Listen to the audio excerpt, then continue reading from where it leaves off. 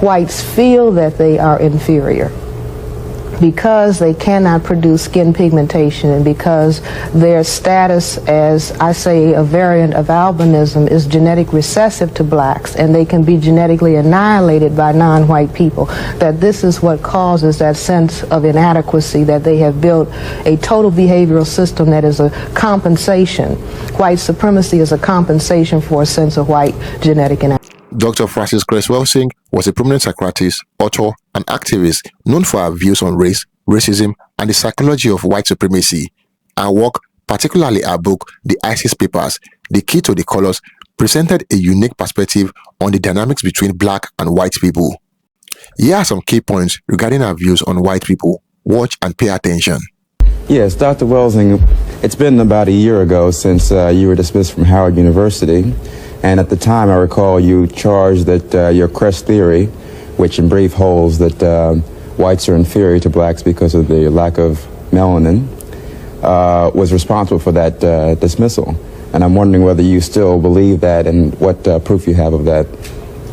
Well, Dick, I do believe it. I was dismissed from Howard, fired from Howard in June 1975. In November 1974, while still at Howard, I heard a rumor that I was going to be blocked from promotion and tenure because of my views, not because of my academic work. And I went immediately to the Dean of the College of Medicine, Dr. Marion Mann, and I asked him, I said, Dr. Mann, I hear that I am going to be blocked from promotion and tenure because of my views.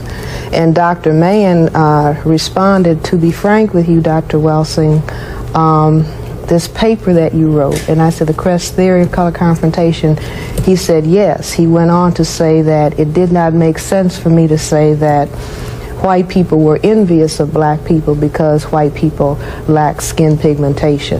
And we went on from that point. But let me make one correction. My theory does not say that whites are inferior to blacks. I don't say that. I say that whites feel that they are inferior because they cannot produce skin pigmentation, and because their status as, I say, a variant of albinism is genetic recessive to blacks, and they can be genetically annihilated by non-white people, that this is what causes that sense of inadequacy, that they have built a total behavioral system that is a compensation.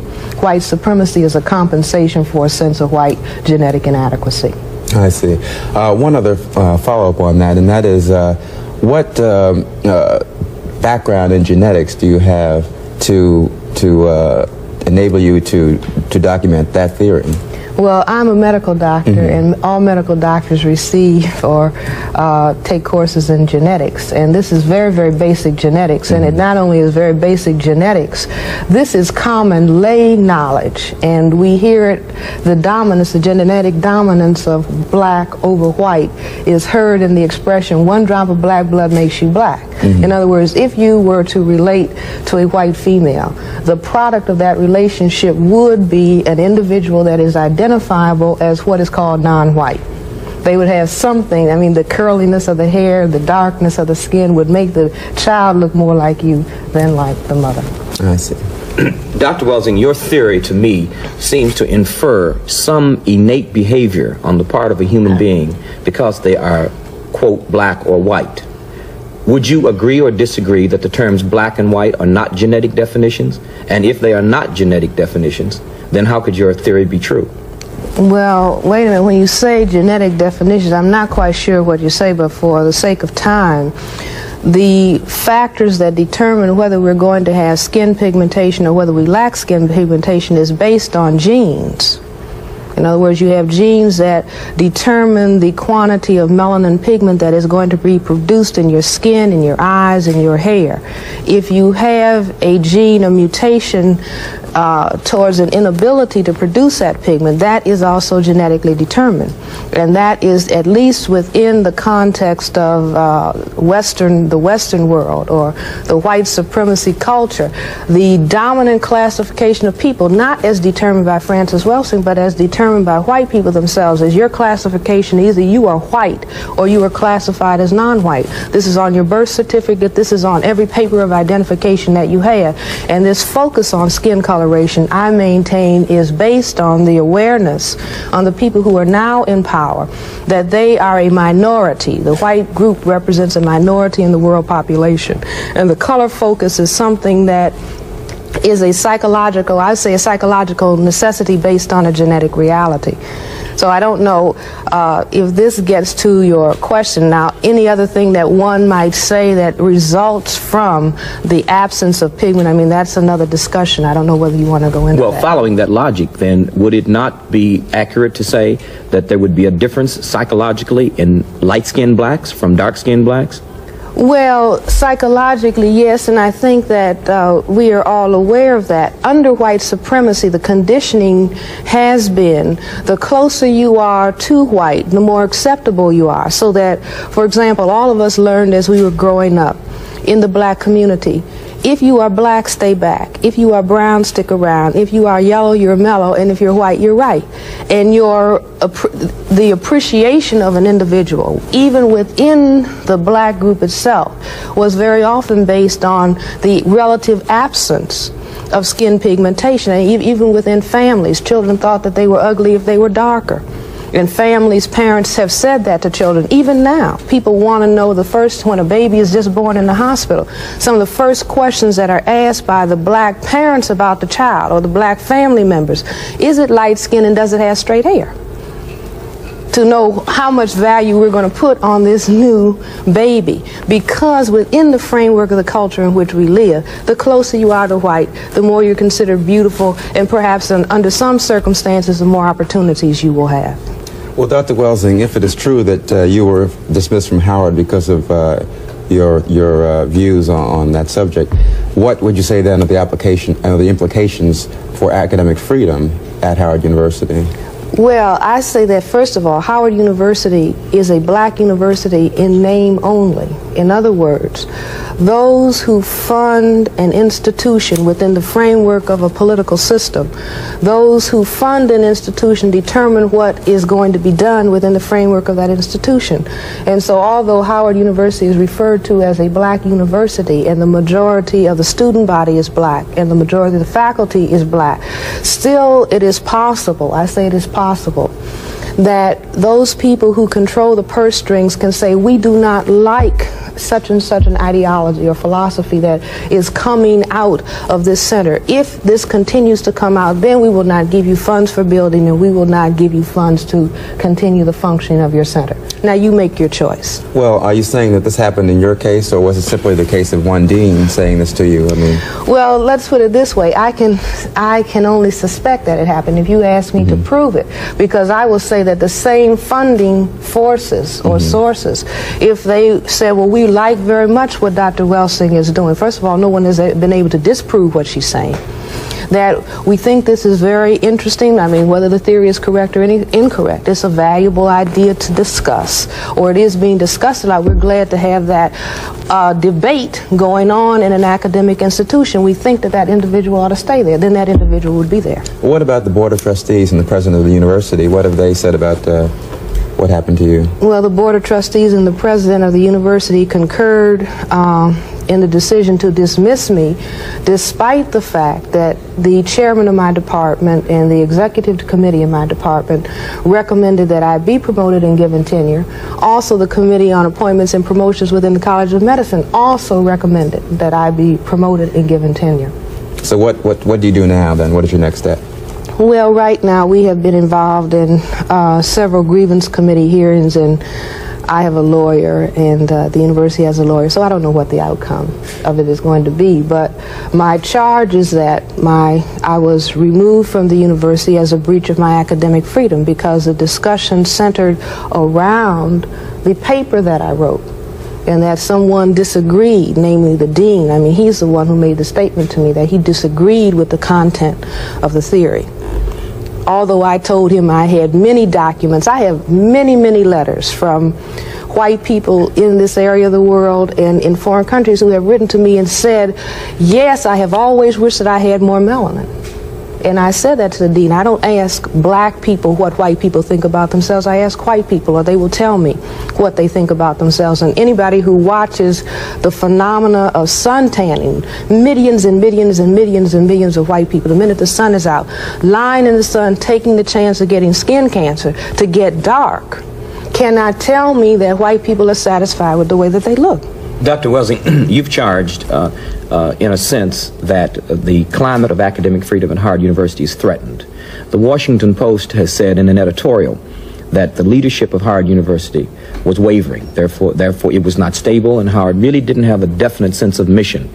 Now, do you feel, in the context of those two statements, that the era of academic freedom, or the climate of academic freedom at Howard, includes whites who teach there, or do you feel it's basically relegated to the blacks who have theories, quote, that might be controversial or unacceptable?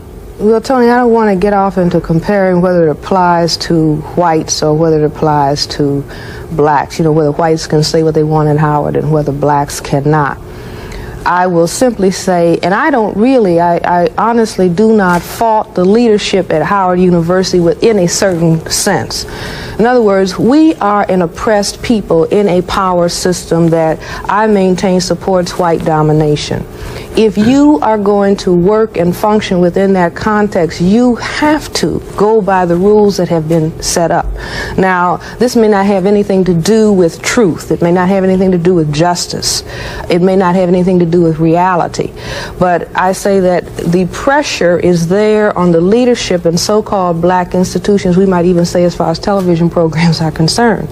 If you are going to say the wrong thing that makes the people who control the purse strings unhappy, then chances are that you are not going to have that opportunity very long. If what you are saying is conceived of as a threat to the status quo, or if what is being taught or what is being propagated in some way will change the minds of the listeners so that people begin to behave in a different way because they begin to think of things in a different perspective or from a different angle. Well, my question in asking for comparison of academic freedom vis-a-vis black professors, yes, or white professor, referred specifically to a case of a white professor from South Africa named, yes, Rubin, who has been dismissed, qualifiedly dismissed or whatever it is from the university, yes, and basically because the students did not believe he had the right to say what he wanted to say at the university, which parallels, if I'm following you correctly, the fact that you are alleging that you have been fired, in fact, because you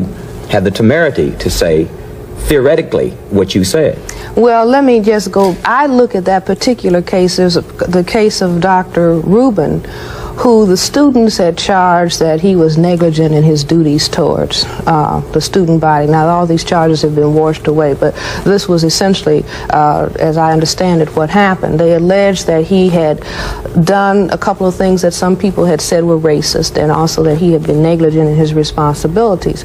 Well, when that happened, all of the newspapers that are white-owned and supported went to his defense. How dare Howard University remove this individual who was an anti-apartheid, meaning an anti-white supremacy, anti-racist, took an anti-racist position in South Africa, that this man has, in quotes, demonstrated his interest in black people or non-white people. Now, I just look at that case in this way. Here is an individual that, as far as the media in the District of Columbia is concerned, they defended this man because he had taken an anti-racist, anti-apartheid position in South Africa. But there's Cress Welsing, who has written a paper and a theory on white supremacy, has to be dismissed from the same institution, because I consider myself a counter-racist, a person who is moving against an unjust and negative force of white supremacy. But I have to be dismissed because I wrote a theory that was against white supremacy. But an individual who is classified as white, who took a position so-called an anti-white supremacy position in South Africa, he is defended as being someone who should be at a black institution. Defended at least by the media. Do you see what I'm saying? Because one of the papers in Washington, the Evening Star, in an editorial said, well, Apparently, Howard University has a small group of racists, meaning black people who are supposed to be against white people, you know, faculty and students who are anti-white, and now it's time to weed out all of the other black people who have an anti-white position. Now, this is said in a city in which there are two major white universities who have very, very small black student bodies and very, very small percentages of blacks on their faculty. But there's no examination or no gross criticism of the white dominance and presence at the two white institutions, but let's weed out if there are other black people who in any way can be looked at as being against whites, well then attack that black center. And it's a lot of chaos and confusion, but I think that if it is understood the dominant dynamic in this area of the world, the dominant dynamic that is going on throughout the world is white domination. I don't think that anyone can refute that. The persons who have the power in the world today, all of it is in the hands of people who themselves classify themselves as white as opposed to non-white. That is where the power is. If we understand that, we can understand everything else. We have time for one short question and one short response. Oh, I see. Well, this was going to be longer, but anyhow, you said that the operating dynamic is racism, in essence. White supremacy. White supremacy. Yes. Do you make any allowances for economic domination or any class differences? Okay, very, very quickly. Mm-hmm. The system of white supremacy is a dynamic that encompasses all areas of people activity. That means economics, education, entertainment, labor law, politics, religion, sex, and war. Mm-hmm. You have a behavioral system that is in all of those areas of activity seeking to establish white supremacy. I say that the class positions in that society are white upper class, white middle class, white lower class, and then non-white, non-class, irrespective of income. Income is not power. Thank you very much. Let's start with the Cress Theory of Color-Confrontation. Dr. Welsing proposed that white supremacy is rooted in a fear of genetic annihilation. She argued that because white people are numerically minority in the world, they are driven to maintain power and control over people of color. This fear influences their behaviors and attitudes towards black people and other racial groups. 2. Psychological construct. Welsing positioned that white people, due to their history of oppression, develop a psychological need to dominate and control others to validate their own sense of superiority. This led to a culture of white supremacy that perpetuates racism and dehumanization of non-white people. At number 3, historical context. Welsing emphasized the historical context of racism, asserting that white people have historically created and maintained systems of oppression to sustain their power. She believed that understanding this history is essential for addressing current racial dynamics and the ongoing impact of colonialism and slavery. At number 4, critique of racism. Welsing was a strong critic of systemic racism and the social structure that uphold white supremacy. She called for a thorough examination of how racism operates in society and encouraged black people to understand their own history and identity in the context of this struggle. Lastly, empowerment of black people. Central to Welsing's views was the idea of empowerment for black people. She advocated for the re-examination of self-identity and cultural pride, encouraging black individuals to embrace their heritage and challenge the narratives imposed by white supremacy. Dr. Welsing's views have sparked significant discussions and debates, and she is recognized for her contributions to the understanding of race and psychology in America. Thank you for watching. Do not forget to like and share your thoughts in the comment box below. Until next time, cheers and have a good one.